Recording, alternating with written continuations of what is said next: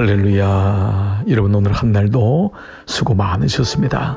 오늘은 오순절 저녁기도 47번째 말씀입니다.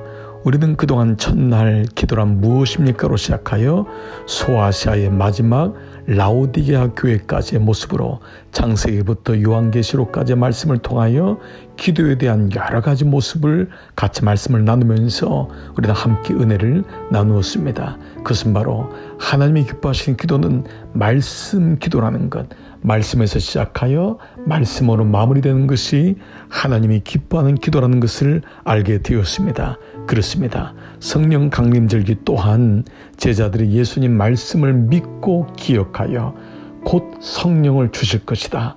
그 말씀에 근거하여 드렸던 기도가 말씀의 언약이 성취되어 성령이 내려오매 베드로가 요엘의 말씀을 기억하며 그 말씀이 성취된 것을 말씀으로 풀이하면서 또한 교회의 시대가 시작된 것을 보게 됩니다. 그렇습니다. 바로 성경에 나오는 모든 기도는, 하나님이 말씀하시는 모든 기도는 말씀 기도라는 것을 알게 되었던 것입니다.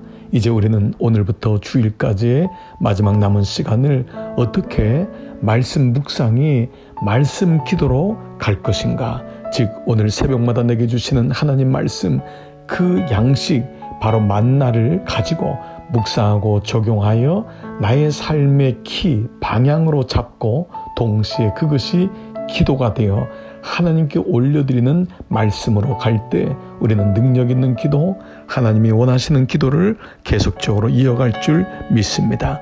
그런 의미에서 오늘 새벽 큐티는 사무엘상 16장 1절로 23절의 본문이었죠. 여러분이 새벽 큐티를 들으신 분은 오늘 말씀을 가지고 몇 가지의 우리 핵심적인 말씀을 기억할 것입니다. 또한 그 말씀을 적용했을 것입니다.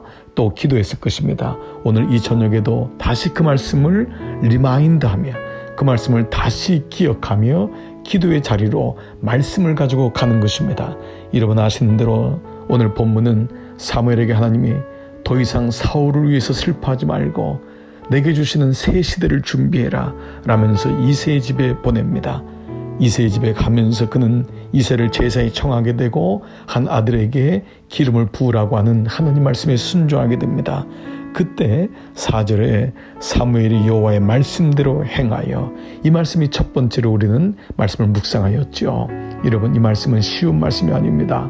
자칫 사울에게 어려움을 당할 수도 있습니다. 죽음까지도 당할 수 있습니다. 그러나 사무엘은 그에게 가장 중요한 여호와의 말씀에 순종하였습니다.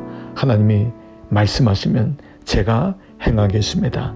사무엘에게 있어서는 가장 중요한 인생의 축이 여호와의 말씀이었던 것입니다. 그를 이끌고 가는 것이 하나님 말씀이었습니다.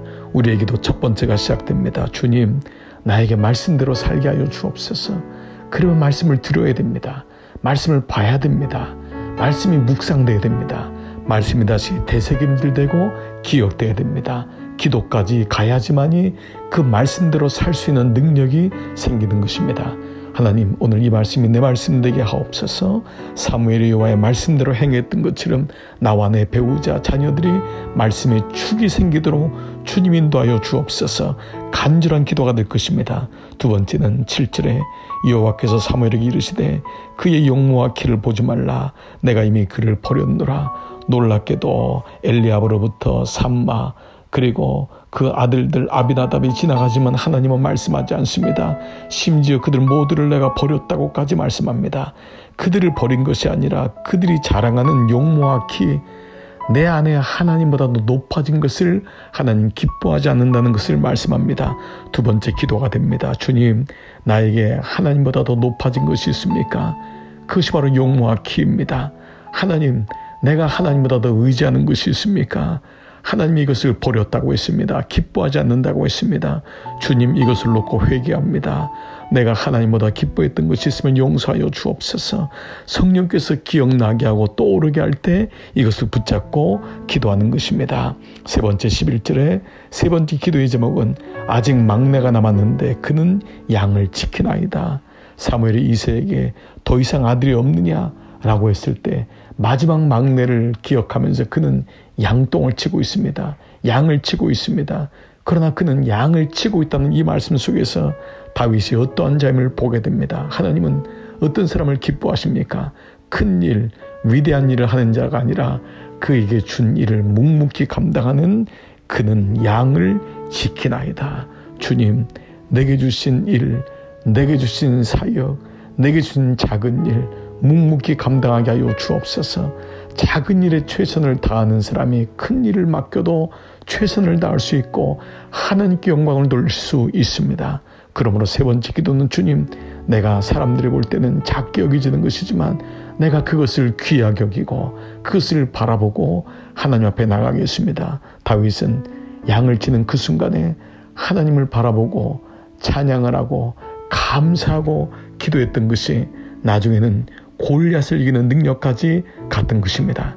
양을 지켜서 썼던 그 물맷돌이 골리앗을 이길 때 쓰는 놀라운 일까지 나갔던 것입니다. 세 번째 기도는 주님, 내가 양을 지키는 일에 최선을 다하여 묵묵히 일을 감당하겠습니다.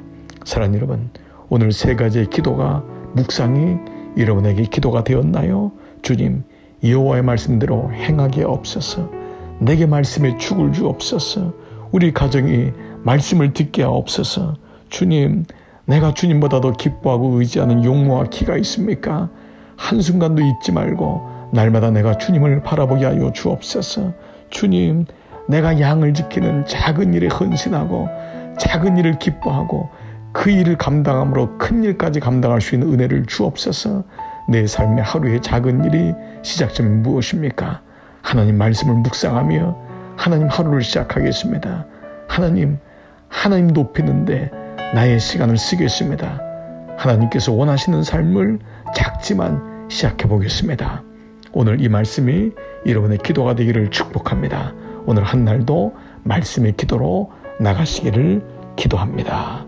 기도하겠습니다.